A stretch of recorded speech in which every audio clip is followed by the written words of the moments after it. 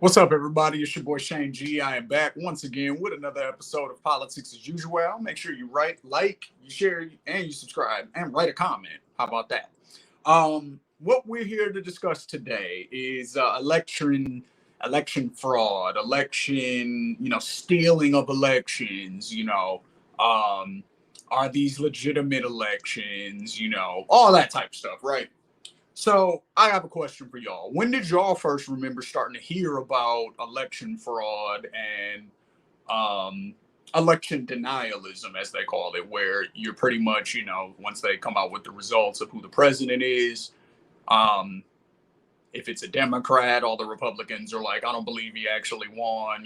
There must have been some shadiness or some cheating going on. And that's pretty much the only side you hear of it right now, right? You pretty much only hear people being called election deniers who were Trump voters who went along with the whole Hillary didn't really win and they were flipping votes and all of that stuff, right?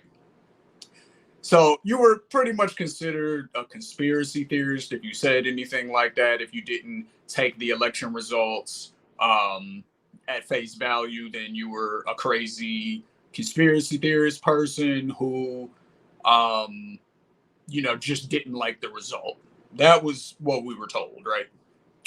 Now I happen to mostly agree with that. Now I'm not saying that there isn't anything shady going on, with voting and all of that kind of stuff, but all the stuff that's shady about it is basically out in the open. Redlining, only making sure that, voting day is in the middle of the week during work hours where most people can't get to it, less and less number of voting locations. Meanwhile, the population is growing. There's a lot of different issues. The fact that you need a voter registration card when you already have an ID that was registered at the same time. So, there's definitely problems. There's a lot of issues when it comes to voting and how elections work in this country. The whole electoral college is some bullshit. Like that whole concept is stupid.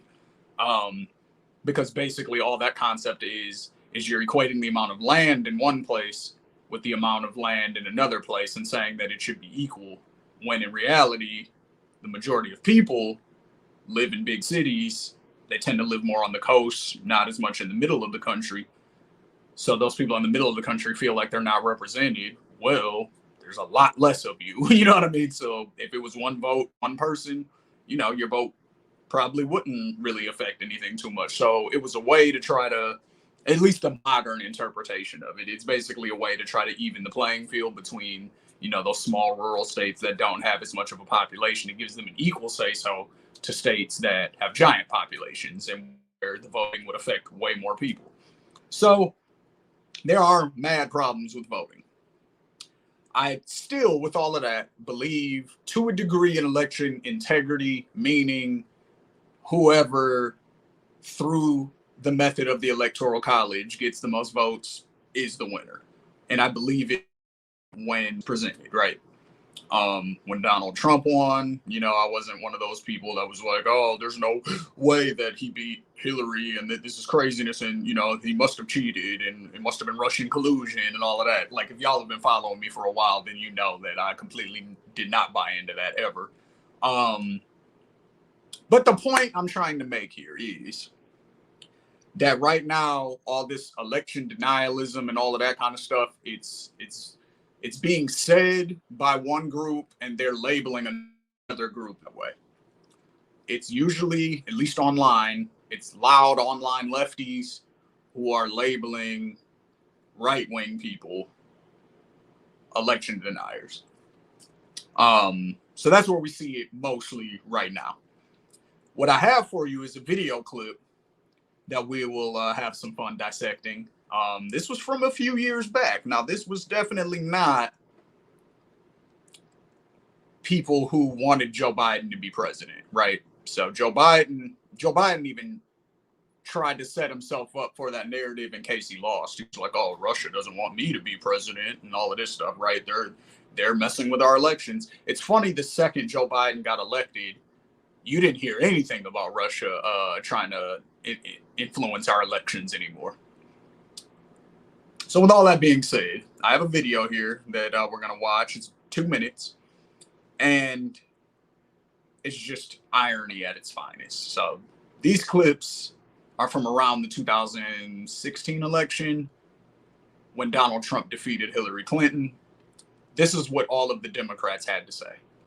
Virginia just stopped using touchscreen computer voting because it's so vulnerable. Right. We need to look at all the voting machines. Every Secretary of State needs to be, assisted in making sure that they are not being hacked and attacked. I continue to think that our voting machines are too vulnerable. Researchers have repeatedly demonstrated that ballot recording machines and other voting systems are susceptible to tampering. Even hackers with limited prior knowledge, tools, and resources are able to breach voting machines in a matter of minutes. In 2018, electronic voting machines in Georgia and Texas deleted votes for certain candidates or switched votes from one candidate to another. The biggest seller of voting machines is doing something that violates Cybersecurity 101, directing that you install remote access software, which would make a machine like that, a magnet for fraudsters and hackers. These voting machines can be hacked quite easily. You could easily hack into them. It makes it seem like all these states are doing different things, but in fact, 3 companies are controlling this. It is the individual voting machines that pose some of the greatest risk. There are a lot of states that are dealing with antiquated machines, right, which are vulnerable to being hacked. Workers were able to easily hack into an electronic voting machine. It was possible to switch votes. 43% of American voters use voting machines that researchers have found have serious security flaws, including backdoors. We know how vulnerable now our systems were. I know that hackathon that took place last year, where virtually every machine was broken into fairly quickly. I actually held a demonstration for my colleagues here at the Capitol, where we brought in folks who, before our eyes, hacked election machines, those that are being used in many states. Aging systems also frequently rely on unsupported software like Windows XP in 2000, which may. So, with all of that, who are the election deniers? Who was denying the election? It sounded like every Democrat on that video, including the current Vice President of the United States, Kamala Harris, back when she was a senator, were all in favor. They were all in with the whole, these voting machines, man, I don't know, like they can get hacked and there's back doorways to get in them. And we've even seen demonstrations where they literally flip votes right in front of our faces. Really, there were demonstrations of people flipping votes in your face. That's really interesting because, Tucker Carlson just got fired from Fox, right? And I know a lot of people are probably happy about that. I'm in the middle. And the reason I say that is because as much as I disagree with him on his immigration stances, as much as I disagree with him on LGBTQ plus issues, as much as I disagree with him on, a lot of his domestic policy, as much as I disagree with him probably on economics. I don't really hear him talk economics too much. Most of the stuff he does is either stuff that I vehemently disagree with or stuff that I vehemently agree with. There's no middle ground with Tucker Carlson, right? The reason I bring him up is because he just got fired from Fox, or they agreed to part ways, however you want to describe it. And the reason that they let him go was because he was saying it was basically the election denier stuff, but he was asking for evidence of votes being flipped. So he was actually on the correct side of the argument, which was, there's not really any evidence that the voting machines were tampered with or that this election was stolen in any type of way. Like, y'all need to get off of that whole Hillary stole the election thing. Like, I don't like Hillary, but that's not what happened. That's ultimately why it was the combination of that and the fact that he felt like there was strong enough evidence that there were federal officers or, representatives of the federal government, feds, who were directly involved with January 6th. So it was those two things that ultimately got him let go, why they wanted to separate. The reason why I call it a middle ground with Tucker is because, like I said, yes, I think a lot of his views, although the way he phrases them may not directly come across as him personally racist, the logical conclusion of a lot of his views do lead to racist actions and activities. I think that's like not even controversial to say. But he's absolutely correct when he speaks about war.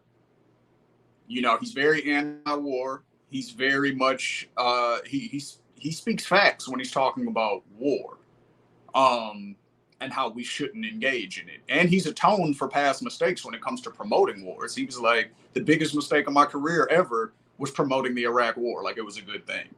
So he's atoned for some of that, right? So that's why it's a bad thing that they took him off the air for the reasons that they took him off the air. They took him off the air because of all the truth that he was speaking in those very specific subjects. Whereas, you know, there's a bunch of criminals coming up here in caravans trying to, you know, dirty up the country, I think said. Totally disagree. It's uncalled for. It's gross. And I don't respect that. You know what I'm saying?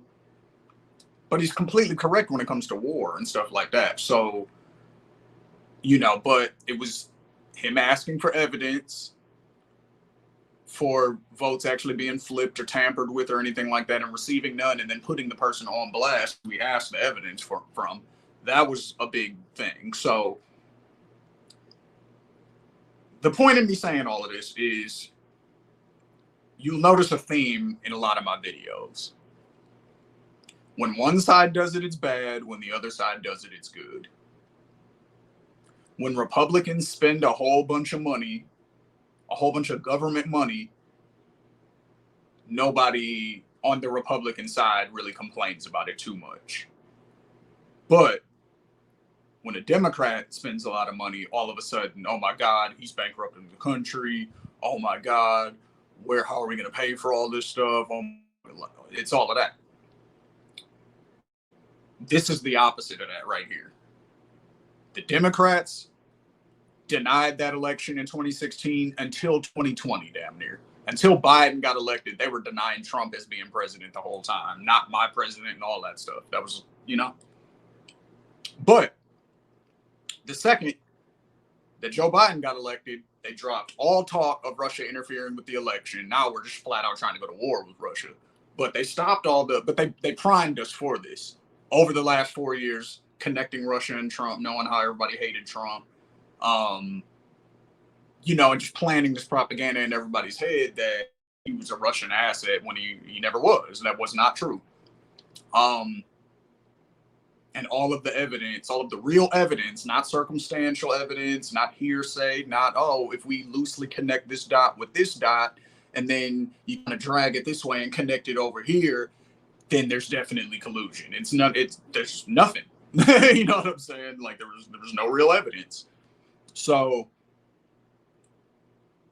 but they got it in everybody's minds this whole time that Russia's evil. So they don't have to really say that they stole our election or attempted to steal our election, because it's already been in our heads for the last 4 years that Russia's bad. So they primed us for this. So now that we now that we say, oh, we have to go over there to save Ukraine, people are on board because we already hate Russia. That was the whole thing. That was the whole play. Just in case anybody was wondering what the purpose of all of that was. One, it was to give Hillary Clinton an excuse for losing the election to Donald Trump. And then two, it was so that we could do this because we love war. That's how we make all our money is war. You know what I mean? So that's where this comes from. That's what this is all about, this whole thing. So, in conclusion, when you hear Democrats for the last 4 years denying the election, saying that we've seen people flip votes in our faces, like the current vice president, who was a senator at the time, Kamala Harris, just said on video. Y'all just saw that. Why is it different now? Why is it different now that Trump is saying the exact same thing? And y'all know I'm not a fan of Trump. I think he's funny, but I'm not a fan of his politics, right? I'm not a fan of his politics. I'm not a fan of probably a lot of, his personal behavior that's come out. I'm not a fan of any sort of like sexual assaulters or, anything like that. He's got enough of that on his jacket to where I do believe it happened. So I'm not caping for Trump by any means. I don't like the guy. But we got to call a spade, though. If you call a spade, then you can clearly see that the Democrats did the thing for the last 4 years that they're shitting on Republicans for now. That's it. That's what I see. I just don't like the hypocrisy. If you're against something, you got to be against it no matter who does it. Otherwise, you don't have principles. If you're for something, you have to be for it no matter who does it. Otherwise, you don't have principles. I'm anti-war. So if Tucker Carlson speaks in an anti-war way, and he has the #1 news show in the country, and he has more Democrats watching him than Democrats watch Rachel Maddow. Did you know that? Did you know that Tucker Carlson had more Democrats watching him than the #1 person on MSNBC, which is Democrat news, basically? Just like Fox is Republican news, MSNBC is Democrat news. CNN you can throw in there too, but nobody gives a fuck about them. So, you know what I mean? So it's really MSNBC and Fox. The most popular show on MSNBC is Rachel Maddow's show, and more Democrats watch Tucker Carlson than they watch her. What does that tell you? Does that tell you that the majority of Democrats are racist? I hope that's not what you're thinking. That's a wild conclusion to draw. You know what I'm saying? Do you think the majority of Democrats are homophobic? Do you think the majority of Democrats are sexist? Is that what you're saying? I don't think that's what you're saying. I think that people have such a strong dislike for people that they will disagree with anything they do. That's what I think. That's what I think it comes down to ultimately. I hate the fact that he says borderline racist, sexist, homophobic, xenophobic things on such a regular basis. So that means that anything that he says that I agree with, I have to somehow find a reason to disagree with it. Like, that's what that is. So, did you guys know that Tucker Carlson was the only person who spoke out in favor of the black socialists who were being censored and threatened with jail time, I believe, based on things that they wrote and said? Not any actions that they took, not any threats that were made, nothing like that, but just basically saying what I'm saying on this video, which is basically like, yo, maybe Russia is evil for other reasons, but it's not for the reasons that America's telling you. It's for the exact same reasons that America is evil, if anything, because we're an empire and we want to take over everything. That's the long and short of it. You know what I'm saying? So, anyway, this is Shane G. This is Politics as Usual on the Ethos Media Network. Make sure you like, you share, you subscribe for all the latest content. We'll try to be a little bit more consistent. I took about 2 weeks off of the show, but I'm back. I'm going to be back more consistent. I give y'all my word on that. You know what I'm saying? So I appreciate those of you who have been watching. I appreciate all of the newest subscribers to the channel. Shout out to y'all. And we're going to keep covering this. I'm going to keep hopefully enlightening people, letting y'all know what's really going on, things that you may have forgot about, that the media wants you to forget about. I don't forget. So, till next time, this is Shane G. This is Politics as Usual right here on the Ethos Media Network, and we will catch you next weekend. Y'all have a good one.